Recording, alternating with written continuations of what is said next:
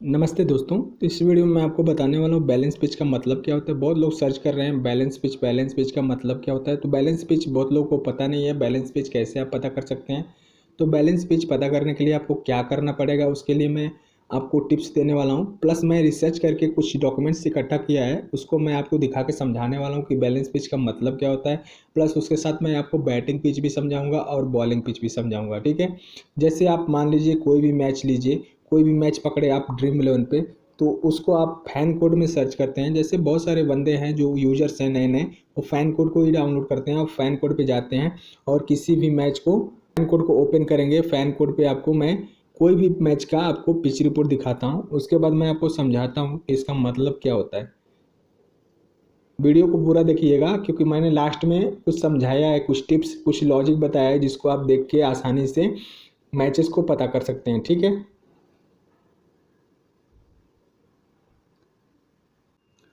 तो हमारे सामने एक मैच है जो अभी लाइव चल रहा है। तो लाइव चल रहा है तो इस मैच में यहाँ पे इसके पिच रिपोर्ट में मैं आया, तो पिच रिपोर्ट में यहाँ पे देखिए, सॉरी फैंटेसी में आया। फैंटेसी में यहाँ पे पिच रिपोर्ट वेन्यू दिया है।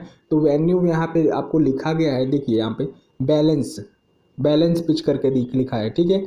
एवरेज स्कोर इतना लिखा है। तो इसका मतलब क्या हुआ आपको समझ में नहीं आता है, क्योंकि यहाँ पे बैट्समैन भी चलते हैं, बॉलर भी सब, बट बैलेंस पिच का मतलब क्या हुआ है आपको समझ में नहीं आता है। तो उसके लिए हम बैक चलेंगे। कोड में बहुत सारे यूजर्स मतलब रहते हैं, नए नए बंदे रहते हैं, वो सब आके यहीं पे सर्च करते हैं पिच रिपोर्ट। तो इस वीडियो पे बने रहें। अब चलता हूँ, मैं आपको डायरेक्ट बताता हूँ। तो मैं बैक आ गया।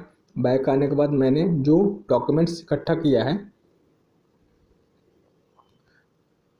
तो यहाँ पे मैंने डॉक्यूमेंट्स में आ गया। ठीक है। तो यहाँ पे पहले मेरे बातों को ध्यान से आप सुनिए, बातों को आप ध्यान से सुनेंगे तो आपको सब समझ में आ जाएगा। तो यहाँ पे पहले मैं तो वानखेड़े स्टेडियम का रिकॉर्ड इकट्ठा किया हूँ। यहाँ आईपीएल के 5 मैचेस मैंने स्कोर कार्ड लिखे हैं। ठीक है। उसके बाद यहाँ पे टोटल स्कोर यहाँ पे लिखा है जितने मैचेस हुए हैं यहाँ पे, मतलब मैचेस, कुछ मैचेस जो T20 के हैं उनको मैंने लिखा है। T20 के हैं, ध्यान में रखिएगा। T20 का मैं बता रहा हूँ, वनडे का टेस्ट का नहीं बता रहा हूँ। यहाँ पे T20 का मैं यहाँ पे बैलेंस पिच का रिकॉर्ड बताऊँगा। ठीक है। इसका मतलब क्या हुआ, तो यहाँ पे देखिए, पहले तो ध्यान दीजिए। यहाँ पे 20 ओवर में मान के चलिए सीएसके ने 151 रन बनाए, छः विकेट पे। तो एमआई जो सेकेंड इनिंग में बैटिंग करने आई तो 152 रन 5 विकेट पे बना दिया। ठीक है। उसके बाद यहाँ पे सेकंड है, सेकंड में बेंगलुरु की टीम 145 रन 4 विकेट पे बनाई है। तो सनराइजर हैदराबाद ने 147 रन 6 विकेट पे बना के इस मैच को जीत गया है। तो दोनों मैच में सेकेंड इनिंग की टीम जीत गई है। ठीक है। आपको इतना ये भी ध्यान में रखना है। और यहाँ पे दोनों ही टीम का जो स्कोर है वो सेम सेम है, आगे पीछे है थोड़ा सा। उसके बाद हम आते हैं यहाँ पे थर्ड नंबर पे, एलकेएन लखनऊ 156 पे 6 विकेट, केकेआर 150 पे 6 20 ओवर में। ठीक है। सेम पिच वही है। ठीक है। तो यहाँ पे फर्स्ट टीम जो है जीती है। उसके बाद आते हैं चौथे नंबर पे, तो चौथे नंबर राजस्थान रॉयल्स की 125। उसके बाद पंजाब किंग्स है 160 रन 7 विकेट पे। तो यहाँ पे भी फर्स्ट जो टीम है वो विन कर गई इस मैच को। ठीक है। आपको ध्यान में रखना चाहिए, जो टॉप का 2 मैच हैं वो सेकेंड इनिंग की टीम जीती है, और जो 2 मैच हैं ये टीम जीती है। और यहाँ पे लास्ट जो 5वां मैच है, सीएसके ने 161 रन बनाए हैं 6 विकेट पे, बेंगलोर ने 159 रन 5 विकेट पे। तो यहाँ पे फर्स्ट इनिंग की टीम विन कर गई है। तो यहाँ से देखिए, पहले तो आपको मैं समझा दूँ कि यहाँ के जो रन है दोनों ही टीम के, ठीक है, दोनों ही टीम के जो रन स्कोर हैं वो सेम सेम है, थोड़ा 10-15 रन का इधर उधर है। वो इसको हम पकड़ेंगे। प्लस विकेट जो है वो भी हाफ हाफ गिरे हैं, मतलब 6 विकेट 7 विकेट 5 विकेट गिरे हैं। ठीक है। तो विकेट के हिसाब से पिच जो है वो बैलेंस पिच मानी जाएगी। मतलब यहाँ पे 5 विकेट गिरेंगे 6 विकेट गिरेंगे तो ये बैलेंस पिच में गिनी जाएगी। ठीक है। और उसके बाद यहाँ पे रन जो हैं 160 रन के अंदर अगर बनते हैं और 140 से लेके 160 रन बनते हैं तो इसको हम बैलेंस पिच पकड़ेंगे। ठीक है। तो यहाँ से हमको बैलेंस पिच पता चल जाएगा। ठीक है। तो यहाँ से हम बैलेंस पिच इसको मान लेंगे। तो ओवरऑल आपको समझ में आ गया होगा कि बॉलिंग के हिसाब से भी बैलेंस पिच है और बैटिंग के हिसाब से भी बैलेंस पिच है, और यहाँ पे जो मैचेस हुए हैं उसके हिसाब से भी ये बैलेंस पिच है। मतलब यहाँ पे दोनों ही टीम जो सेकेंड इनिंग में आती है वो भी विन कर रही है और फर्स्ट इनिंग वाली टीम भी विन कर रही है। तो 2 टीम फर्स्ट इनिंग में जीती, सेकेंड इनिंग में 3 टीम फर्स्ट इनिंग में। तो हम इसको बैलेंस पकड़ेंगे।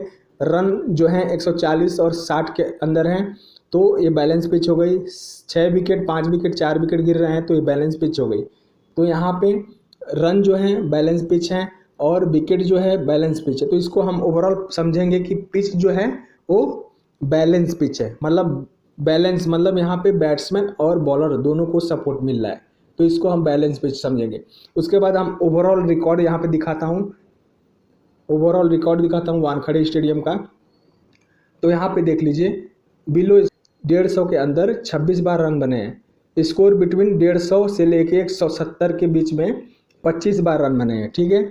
उसके बाद यहाँ पे स्कोर 170 से लेके 190 के बीच में 33 रन बने हैं, आप ध्यान में दीजिएगा। उसके बाद यहाँ पे एबव 190 के ऊपर 20 बार रन बने हैं। तो हम समझेंगे क्या, यहाँ पे लिखा गया है, अगर हम रिसर्च भी करते हैं तो ऐसे ही हमको पता चलेगा। तो हम कैसे समझेंगे कि ये बैलेंस पिच है, बैटिंग पिच है। तो यहाँ पे सेम जो 150 के अंदर बने हैं 26 बार, 150 के ऊपर 170 के अंदर 25 बार, 170 190 के 33 बार, और यहाँ पे लिखा है 190 के बाद 20 बार।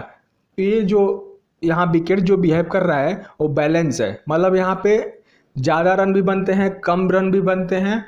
150 से लेके हाई स्कोरिंग तक, यहाँ पे कम रन से लेके हाई स्कोरिंग रन बनते हैं। तो इस विकेट को हम बैलेंस पिच समझेंगे। मतलब यहाँ कुछ भी हो सकता है, रन भी ज़्यादा बन सकते हैं, कम भी बन सकते हैं। तो ओवरऑल जो वानखेड़े का स्टेडियम हुआ वो बैलेंस पिच में हम समझेंगे। तो इसके लिए हम क्या करेंगे, ऑलराउंडर को सजेस्ट करेंगे, ऑलराउंडर लेके अपनी टीम में चलेंगे, ठीक है। ऑलराउंडर लेके चलेंगे। ऑलराउंडर के बाद आपको क्या करना है, बॉलर्स की तरफ थोड़ा सा ध्यान देना है और बैट्समैन को। तो बैट्समैन कौन से चलेंगे, जो एक तो तगड़े बैट्समैन हो, रन स्कोर ज़्यादा तेज़ी से करते हो वो बैट्समैन, और दूसरे बैट्समैन जो चलेंगे वो कंसिस्टेंट प्लेयर हो। मतलब कि वो उस पिच पे जो बैटिंग बिहेवियर है, मतलब दूसरे प्लेयर जो चलेंगे वो चलेंगे कि जो पिच है बैटिंग बिहेवियर है और वहाँ पे बॉलिंग बिहेवियर है, दोनों पिच पे चलने वाले बैट्समैन को हम सेलेक्ट करेंगे। और जो तगड़े बैट्समैन हो, जो रन स्कोर ज़्यादा करते हो, उनको हम सेलेक्ट करेंगे। तो यहाँ से ओवरऑल जो बैलेंस पिच का मतलब यही हुआ, और आपको उम्मीद है समझ में आया होगा। उम्मीद है आपको मैंने जो जो बताया वीडियो में आपको देख के समझ में आ गया होगा। यहाँ पे जो मैंने डॉक्यूमेंट्स इकट्ठा किए हैं रिसर्च करके, तो यहाँ से आपको बैलेंस पिच के बारे में समझ में आएगा। यहाँ टॉप को आपको देख के समझ में आएगा और यहाँ से भी आपको समझ में आएगा। मैंने आपको बता दिया कि बॉलिंग और बैटिंग और यहाँ पे चेसिंग को लेके, ठीक है, वानखेड़े पिच है वो बैलेंस पिच है, ठीक है। तो ओवरऑल यहाँ पे आपको समझ में आ गया होगा कि वानखेड़े का जो पिच है वो बैलेंस पिच है, ठीक है। तो ऐसे आप पता कर सकते हैं कि बैलेंस पिच का मतलब क्या हुआ। तो इस वीडियो को देख के आपको बहुत ही आसानी से समझ में आ गया होगा कि बैलेंस पिच का मतलब क्या हुआ, ठीक है। तो उम्मीद है आपको जानकारी अच्छी लगी हो। जानकारी अच्छी लगी हो चैनल पर नया सब्सक्राइब कर लें, ओके, वीडियो को लाइक करें। Thank you.